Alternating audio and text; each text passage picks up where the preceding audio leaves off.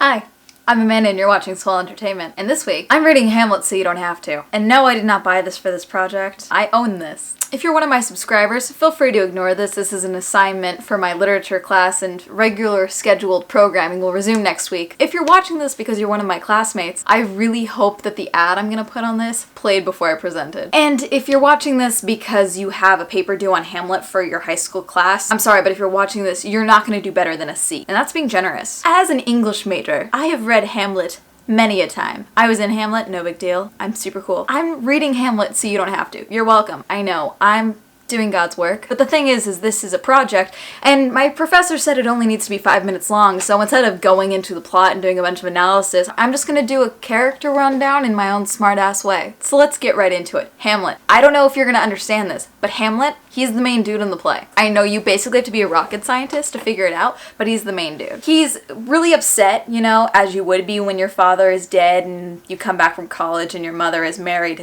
your uncle. I mean, I get it. He's losing his mind. And throughout the play, you're kind of like, is he though? But then you're like, no, he's crazy. And the whole skull thing, yeah, he does that. He picks up a skull and he talks to it and he's like, oh, I knew this guy. Dude's crazy. He's not the craziest in the whole play, but he's one of them. The play would definitely not have gone the way it had. Spoiler alert, almost everyone dies. I feel that most likely would not have happened had Hamlet just taken a Xanax, you know, gotten some therapy, maybe gotten some distance. I feel like 90% of the people that died probably wouldn't have died. But you know, Hamlet is a tragedy, so everyone does have to die. Claudius. Claudius is now King Claudius, Hamlet's uncle, who may or may not, but definitely did, kill Hamlet's father to take over the role of king and also marry Hamlet's mother. Because, you know, uncle of the year. And then he also tries to get rid of Hamlet, but I mean, it makes sense considering Hamlet would be the next in line. This is all over the place.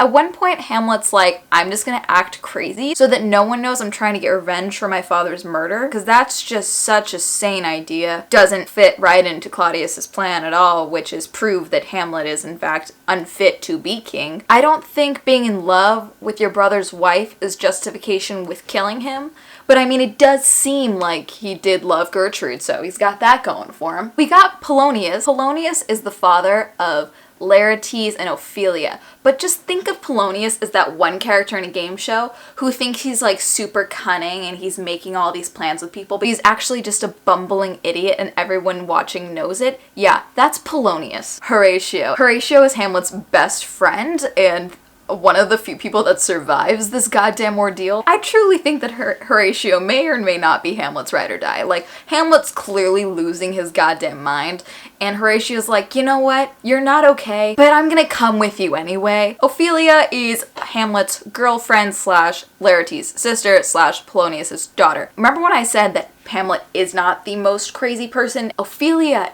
is. Ophelia had like everything against her, and I know there's some speculation like, did Hamlet love her? I think he did. I think that he got so deep into his own stuff that he could not see the fact that she really did love him and she did want the best for him. Hamlet finds out that Ophelia has basically been recruited by her father to spy on Hamlet. Obviously, that'd be upsetting. And then he just goes out of his way to, one, distance her because he is trying to focus on his mission of revenging his father's death. He's also trying to just humiliate this girl. Her brother's an idiot. Her father's an idiot. And then finally, the one guy that she thinks she's got in her corner yells, "Get thee to nunnery!" Basically just straight up calling her a whore. This poor girl, she just loses it. Aside from his father, I think that's like the one time we actually see Hamlet show like legitimate grief is like at her funeral. Straight up jumps in his grave. Laertes is the brother of Ophelia and also is the one who ends up challenging Hamlet. Laertes is the definition of challenge a dude to a duel and kill him. And then if time permits and you're finished your drink, ask questions later. Gertrude, the queen. Gertrude gets a lot of flack, and I mean, part of it I get. I mean, definitely when I first read this when I was like 13, I was definitely like, her husband just died and now she's marrying his brother. What a bitch. To some degree, I still get that. She did marry Claudius very, very quickly after her husband died. One has to remember that the time that this is set in and that she's not in line for the throne,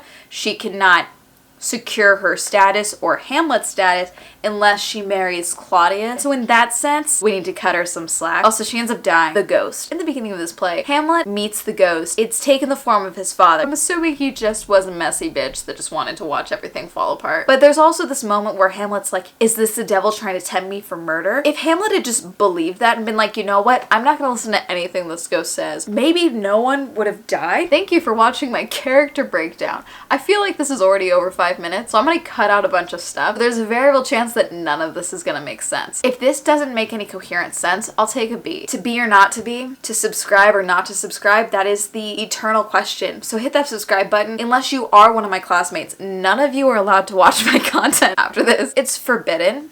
My creepy skull says so. That's it. So according to the critiques on most of my essays, I'm bad at concluding thoughts.